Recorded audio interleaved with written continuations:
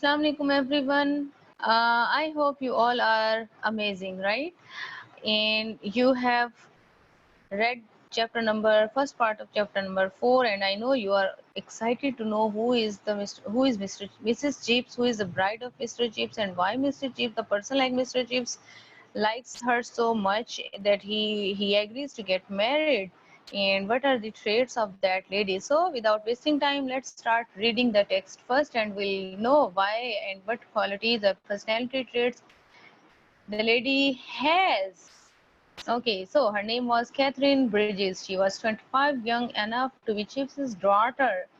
She had blue, flashing eye and freckled cheeks and smooth straw-colored hair. So you see, she is Catherine. She is half of Mr. Chips' age. She is quite beautiful enough that can tempt any man, I believe. And she, of course, she just tempted Mr. Chips as well in the same manner. She too was staying at a farm on holiday with a girlfriend. So she had her friend who she was waving last day when Mr. Chips misunderstood everything. So she was also living at the same farmhouse where Mr. Chips had been living since a week. Chips accident, she used to bicycle along with side of the lake to the house in which the quiet middle-aged, serious-looking man lay resting. Now she believes that she is responsible for whatever happens to Mr. Chips, so she tries uh, to give him company, or she is taking the whole responsibility on her own, and she is trying to look after Mr. Chips. And all the modern elements she contains, or she is showing Mr. Chips is against. I mean, he is against that women shouldn't ride a bicycle. He is against riding it, but she is riding. So she is quite in opposite nature as Mr. Chips has. Okay, so and he where we were, yeah, his friend put him at her mercy. No, he is at the mercy, of course, of that lady, because he can't no, he can't move, and he needs, of course, someone's help to be looked after, and she is doing the same thing. And it was soon revealed that to him how much he might need that mercy. She was a governess out of job with a little money saved up. She read and admired Ibsen. So you see, now she is a governess, but she had saved money and she is quite educated. And the most amazing factor is that she admired Miss Ibsen, who Chips had actually not abused but was against of his writing earlier in you have read. So she believed that women ought to be admitted to the universities. She even thought that ought to have a vote in politics. She was a radical with learning towards the views of people like Bernard Shaw, William Morris. All her ideas and opinions she poured out to Chips during those summer afternoons at Westdale Head, and he, because he wasn't very articulate, didn't at first think it worthwhile to contradict them. So you see, whatever she is thinking or she is believing in, Mr. Chips is totally against that thing. But the amazing thing is he couldn't even say no to all these ideas, even though in his heart he is saying no, because he believed that he shouldn't reject or he shouldn't contradict or shouldn't be in argument with that lady when he is, of course, on her mercy and she is very polite towards him. So he remained silent. Her friend went away, but she stayed. What could you do with such a person? Chips thought. He used to hobble with sticks along a footpath leading to the tiny church. There was a stone slab on the wall, and it was comfortable to sit down facing the sunlight and the green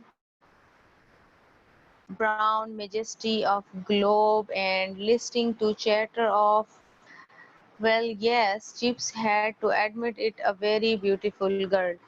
Now you see that Chips is that he starts accepting how she is. Even sometime he believes that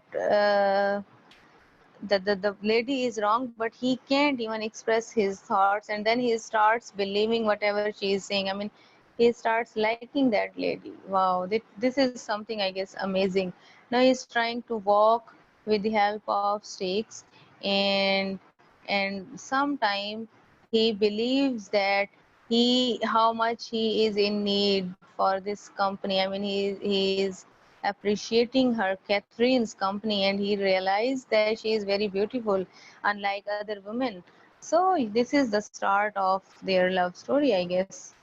He had never met anyone like her. He had always thought that the modern type, this new woman business, would repel him, and here she was, making him positively look forward to the glimpse of her safety bicycle carrying along the lakeside road, and she too had never met anyone like him.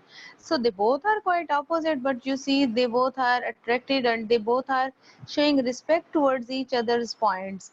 Even though he is against modern women, and he mentioned here as well, but he accepts her modernity. I mean, now because when you hear something, or when someone tells you about something else, you are thinking with the perspective of the person who is telling you the story. You're not using your own perspective. So the same case happened with Mr. Chips. He was taking the modern woman as something vulgar, or you can see something disobedience, or this is how he was thinking about a modern woman. But when he himself met with Catherine, and he started realizing that this modern woman is entirely opposite to what he thought. So this is what happened to us. It is human nature. When we start thinking about someone else's perspective, and when we meet the person, or when we meet the reality by our own selves, we realize that yes, this is something else. What we are told is something else. So this thing happened to Mr. Chips as well. So by living with the person, by living with Catherine, by talking about her modernity, he realized that being a modern isn't something bad, it is good. And he is actually now accepting the facts. And she too had never met anyone like him. Means of course, in this modern era, she couldn't think about living with a person who is completely against of modern element or of modern woman. She had always thought that middle-aged men who read the Times and disapproved of modernity were terrible bores. So you see, because you see, she is half of his age, and she is very young, energetic, opposite to Mr. Chips. She is very rational and revolutionist. And Mr. Chips, he is okay, he is sober. You can see, according to Catherine, he is boring, and he has no courage to talk about or to hold some strong thoughts or can defend his thoughts. So she believes that this kind of men are always boring, and yet here was claiming her interest and attention for more than youth of her own age. She liked him initially because he was so hard to get to know, because he had gentle and quiet manners, because his opinions dated from those utterly impossible 70s and 80s and even earlier, yet were all for all that so thoroughly honest. And because his eyes were brown and he looked charming when he smiled.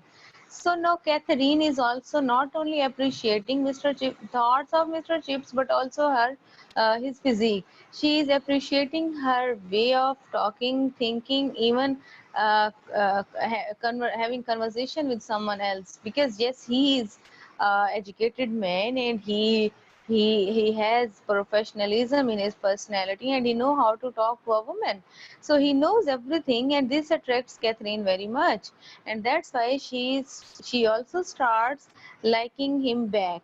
So they both are having feelings on the basis of their admiration or appreciation for each other's talking style, conversation, thoughts, bearing some others' personalities, being flexible in accepting. Of course, I shall call you Chips too, she said. Now she knew he was older than her, and she is very much aware of the fact that she should call him by his by adding Mr. or something else. But she said she would call him Chips. When she learned that was his nickname at school. Within a week, they were head over heels in love.